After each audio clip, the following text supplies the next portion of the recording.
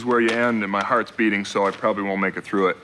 Just gonna say something I forgot to say at the party. We didn't do anything wrong. We did a great job. And they cut us off before we finished telling the story, and I've talked to a lot of people, and Andrew and Ben, and the big regret is we didn't get to finish the story, and we all know that the house is like 80% painted, but we didn't screw up. This was made in Australia by Australians. This is the best science fiction show that's ever been made for television. You guys are fucking great. When the show was canceled, I've never been in a situation like this where, okay, show's over with. People are used to shows being over with. People are used to going from one film to the next. But on Farscape, it ended, and there were construction guys crying about the end of the show. The tears were all over the place because everybody loved doing it so much.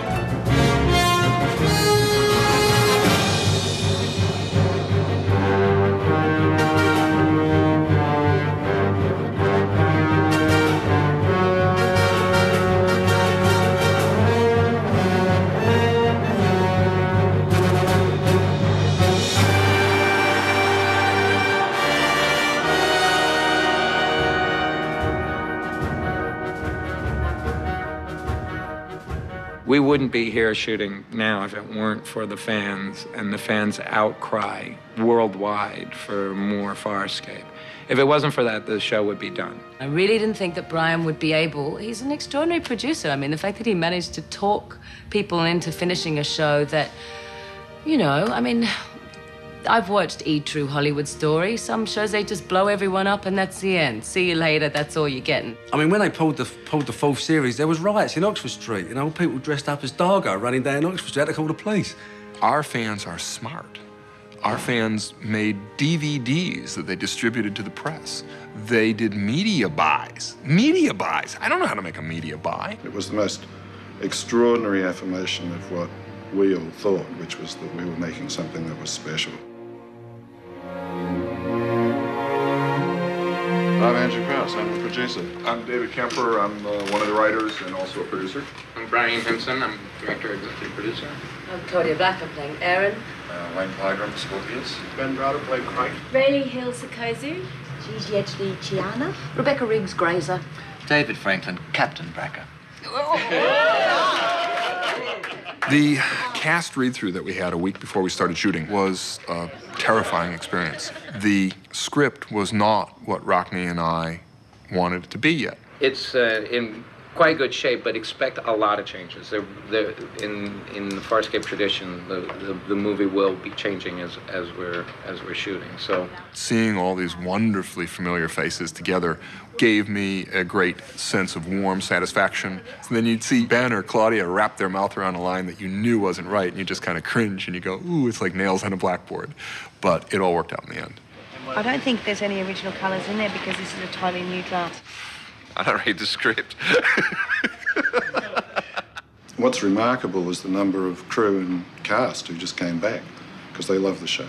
They want to see it finished. They want to see it go out in the right way. I was actually up a ladder with a paintbrush in my hand, and Martin Baker called me, and it was like late September, and he spoke to me about a month before, and I'm saying, Martin, it's getting very tight for time, very tight for time. And then, yeah, he called me and said, we want to start Monday. He said, how many stages are we going to need? He said, I've booked 3. I said, I think you need about 8. So he said, really? I said, yeah. So we've actually ended up with 8 stages. The whole miniseries was put together in 6 weeks before we started shooting, which is just unbelievable. There's not one set that, in my mind, we've finished. Not to take it away from the guys, you know, the achievement has been fantastic. But the paint's still been wet on most of the sets when the cameras have come in. Literally, truth. It's Monday. My head hurts already. And action. Just shooting it is the biggest obstacle you find with this show, just getting it shot.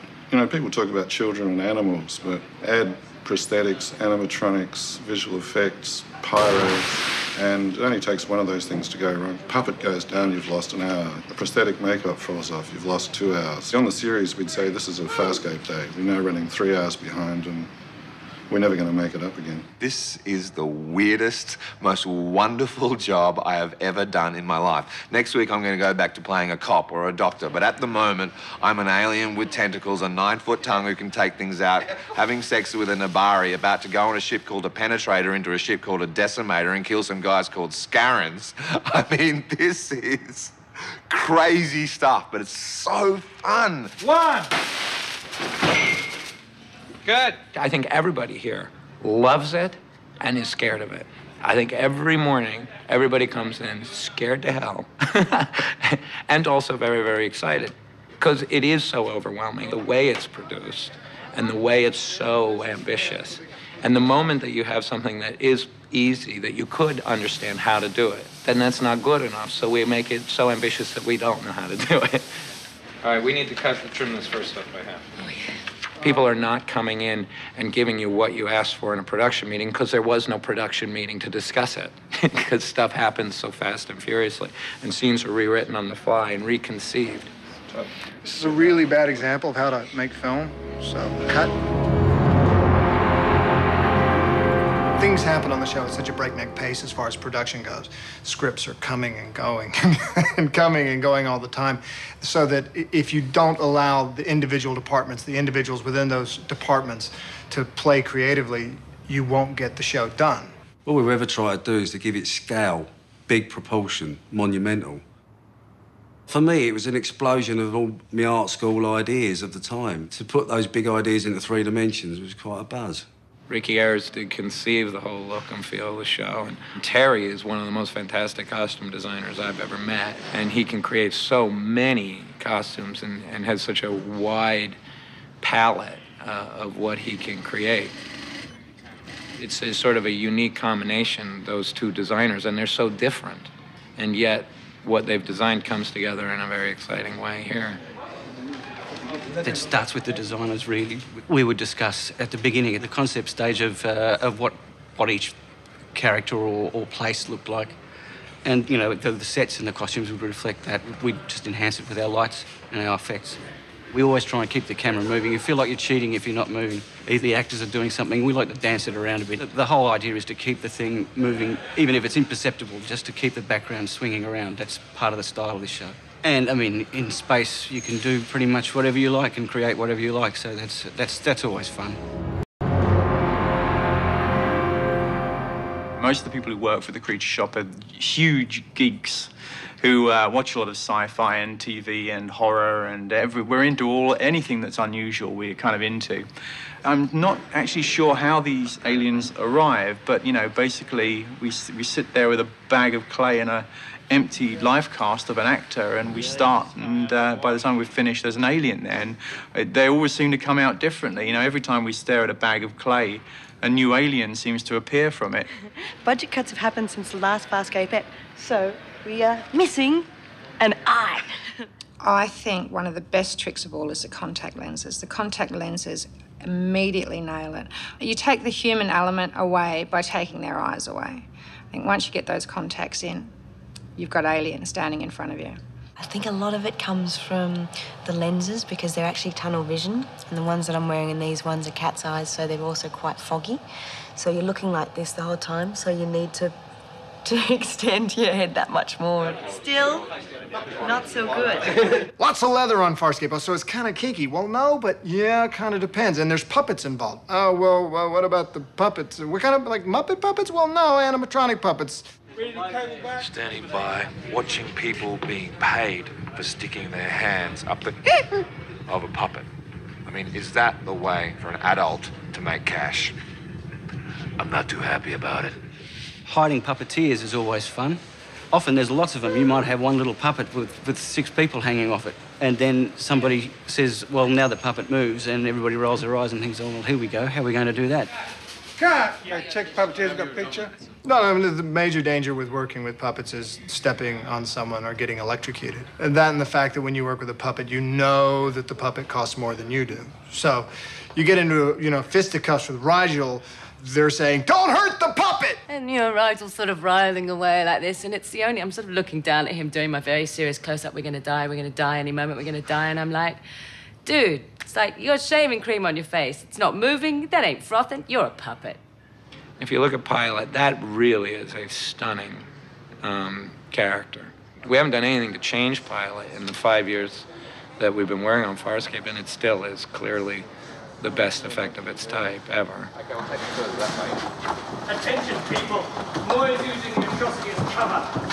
There's something about the expression in Pilot's eyes. It's so articulated, the paintwork and everything is so beautiful that whenever he would look at me as a puppet, I was convinced I was looking at something real. Pilot would just look at me with these beautiful, doughy eyes, and I was gone.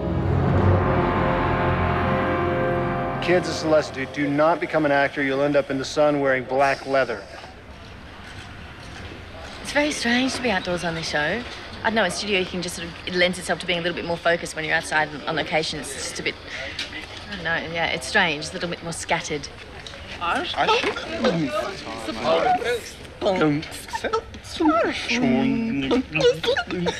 great outdoors, cicadas, you can't beat this.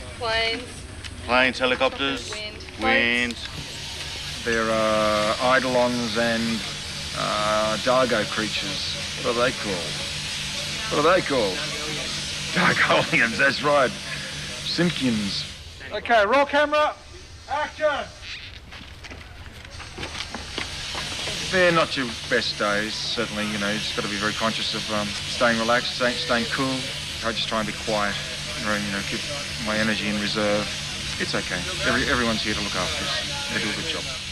I got up the duff, especially for the fans. Just to show you how real it is. Set. And action! Dargo!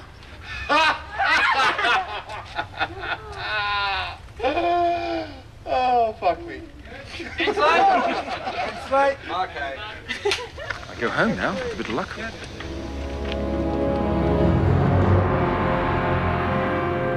Post for us began about a month prior to the shoot in terms of setting everything up, and then we started in earnest on the first day of shooting. The starter's gun is fired and off you go and do whatever you like and have a good time. And then we'll come and tell you how to polish it up. Post is exactly like the shoot in the sense that it is absolute chaos. Basically every day as the rushes have been coming in, we've been putting them together, and every week sending cuts to Brian, so he's been appraised of where we're at with the edit. Part of the editing process is throwing things out that you may or may not want to throw out, because the first assemblies of both nights were over 20 minutes too long. He has an uncanny sense of where a story's going and what you need to tell that story. I think the thing that I love about Farscape above anything else is that there are no holds barred at all. You can do anything. What we do is we create, well, very often, we create the entire environment, the planet, the city, the asteroids. We create the larger environment for our ships and our sets to sit into. And then our spaceship scenes and battle, great big war scenes out in space and stuff. So it's across a gamut of types of shots. It's constantly challenging in kind of every way. Creatively, you want to be pushing every boundary that you can with the time and the money we have. I think the issues we need to address are down here. Like anything, sometimes we'll say, no, not such a good idea, but very often we'll be, you know, taking it on and working with it, and it makes for a happy crew. These are computer animators working on science fiction, and they are as happy as they'll ever be. So I have no problem with motivation of a crew, because they're in heaven.